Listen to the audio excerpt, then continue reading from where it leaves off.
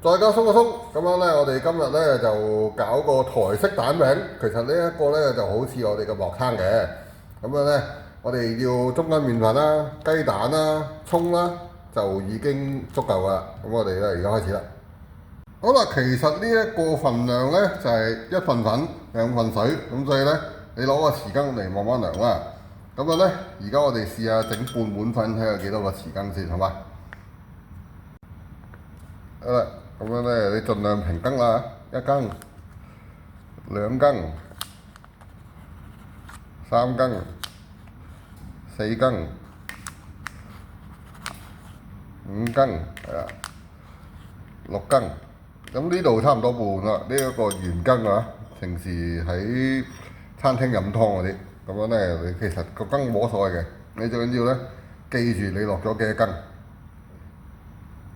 咁樣咧記得個份量喎，嗰個粉同埋個水就係1:2，水係1倍嘅。咁我哋咧落翻12羹嘅水，睇下先，3、4、5、6、7、8、9、10、11、12。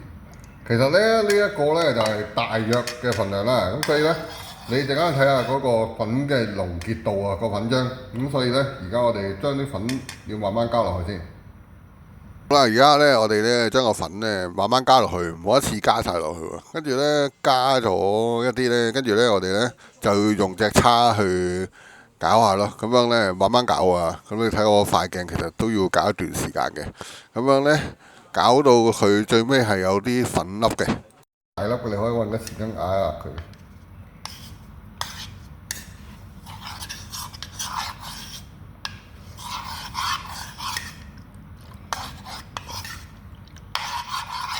好，跟住咧我哋又繼續落粉啦。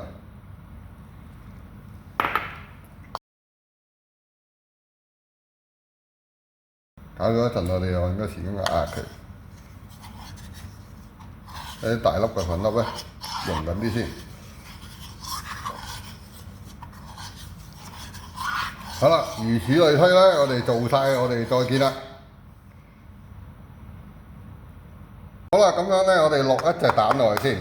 頭先我哋2隻蛋啊，咁樣咧落咗一隻蛋落去咧，我哋咧就係打勻佢。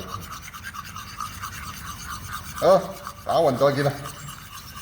嗱，其實你用鑊煎都得嘅，咁但係我依然用個1人電飯煲嚟試下。咁樣咧，呢一個你就咁撳咗個掣先，等個煲咧有少少暖咧，跟住你攞翻出嚟，跟住咧，然之後咧我哋落少少油，好少得噶咯。咁樣咧，等佢啷下嗰個煲啦。咁啊，最後啷勻之後咧，我哋咧抹一抹佢。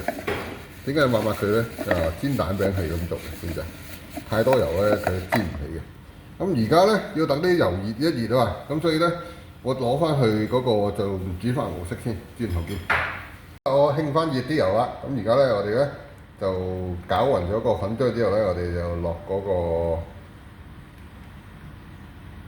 混合咗嗰個粉漿落去，跟住咧而家咧我哋咧就唔使太厚嘅，咁樣咧我哋咧有一個圓咧，佢可以咧做到多個圓就得㗎啦。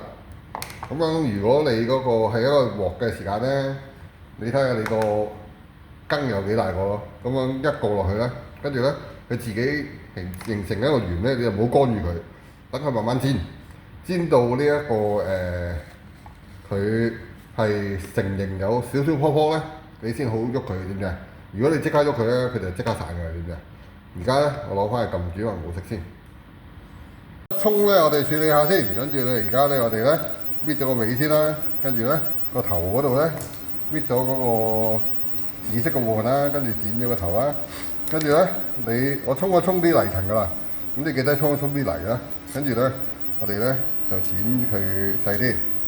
咁你最好呢個葱呢邊白白地呢邊同埋綠色嗰邊咧，你分開嚟剪咯。咁如果你係一齊剪咧，佢個熟嘅程度就唔同啦。好啦，咁樣呢度就係頭啦嘛，跟住咧我再剪個尾，綠色呢邊啊，呢邊易熟啲㗎係咪？跟住我哋咧嗰個綠色呢邊咧，我哋又剪晒佢就 OK 啦。轉頭見啦。我哋隻蛋咧，另外一隻我哋又打落去隻碗度，係啦。跟住咧，我哋打勻佢。好，轉頭見啦。好啦，咁樣咧，而家咧嗰個蛋餅咧完成啦。咁樣你咧揾隻匙羹幫手啦，咁樣佢甩到嗰個底就得啦。然之後咧，而家咧就揼佢出嚟。好，跟住呢個蛋餅嘅一邊啦，就煎好啦。咁而家咧，我哋咧頭先話有葱白同埋白色呢個邊嘅，咁樣咧我哋落晒白色呢個邊落去。跟住咧，我哋咧就落個蛋液落去，咁蛋液同時又唔使落太多嘅，我哋咧就係落到個飯煲咧，係咁樣就 OK 啦。咁然之後咧，我哋咧就攞個去飯煲嗰度撳呢個煮飯模式，好嗎？轉頭見。好啦，個蛋餅咧我哋又煎完啦，咁其實咧你睇佢慢慢嚟啦，唔好急啦，同啲頭嗰個餅一樣，唔可以急嘅，一急咧佢就爛㗎啦。咁樣咧，我哋咧而家咧就可以扣翻嗰個蛋餅出嚟，咁樣咧我哋都鋪翻平佢㗎。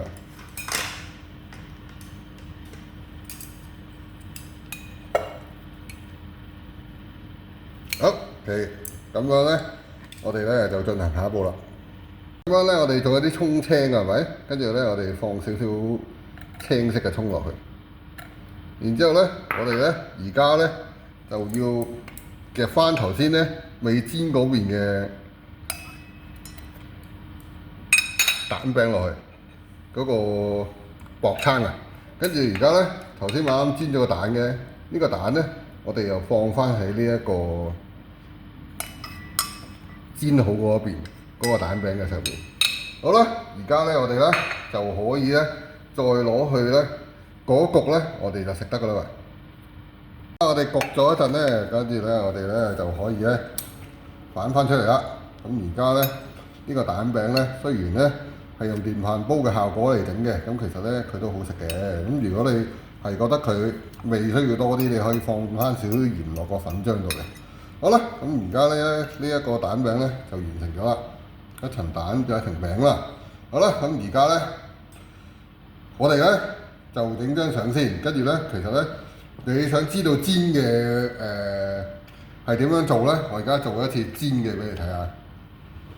煎嘅技巧咧，我哋燒熱隻鑊先啦，跟住落啲油落去，跟住咧我哋咧將佢推勻隻鑊，少少就夠噶啦喎。咁樣咧推勻咗之後咧，揾張紙巾咁樣抹佢。咁但係張紙巾咧，你唔好直接掂到你嘅手啊，係咁樣推一推佢就得啦。好，跟住咧，我哋而家咧就攞翻埋隻鑊嚟輕輕隻鑊先。好啦，同樣個粉漿咧，其實頭先開完仲有剩嘅。咁樣咧，我哋咧將佢落喺中間嗰度，慢慢落去。佢咪而家有圓咯。咁樣你千祈唔好鬥佢喎。咁樣咧，你等佢慢火。咁樣咧，我中心會用2度火，興到佢泡泡咧，跟住我哋先做嘢。咁樣咧，另外一邊咧就煎到其實嗰條邊咧都起晒啦，睇到。咁樣咧就已經反得㗎啦。咁樣咧，我哋咧就落少葱落去未煎嗰邊，跟住咧我哋而家就反啦。反完之後咧，我哋可以煎得佢燶啲。我哋咧就落翻頭先咧，我哋有個蛋液㗎嘛。咁樣咧，我哋咧就落翻個蛋液落去，落喺佢上面啦就得。咁樣咧落唔到佢上面都唔緊要嘅，我哋轉頭可以鏟翻埋佢一齊。好啦，咁樣而家咧，我哋咧就埋去咧，又係二火咧，慢慢煎一煎佢。好啦，咁樣咧，而家咧，其實咧蛋餅你大塊啲咧，就可以咁樣捲落去嘅。咁樣咧，但係我哋細塊咧，就盡量捲啦。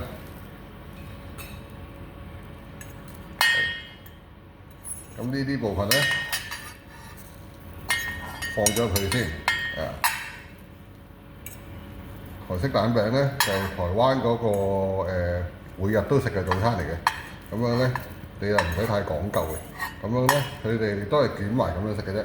咁如果你咧煎咗呢個形狀細塊啲啦，你又成功捲到咧，你可以煎大塊啲嘅。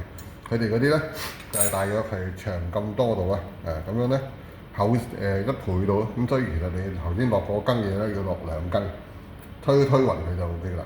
咁好啦，咁而家咧煎同埋電飯煲嘅模式我都教咗你啦。咁樣咧我哋咧而家一齊拎出嚟影張相，就俾你哋睇下先。我哋第2次埋尾咯喎，呢次咁樣咧，我哋咧一個電飯煲整㗎啦，一個就係用鑊整㗎啦。咁2個已經整好啦。咁睇下咧，如果你再訓練多啲咧，你就可以煎到個大長啲嘅，同埋咧捲得多層啲嘅蛋餅啦。咁樣咧，其實呢一個就係台灣嘅早餐啦。咁呢一個咧，亦都係台灣嘅早餐。咁但係咧呢一個係安太軒版，冇人咁做嘅。咁樣咧。電飯煲其實我都係想證明俾你哋睇到可以整到嘅，咁樣咧你哋中意用咩方法都得，有咩問題打翻嚟揾阿陳生，新年快樂啦，拜拜。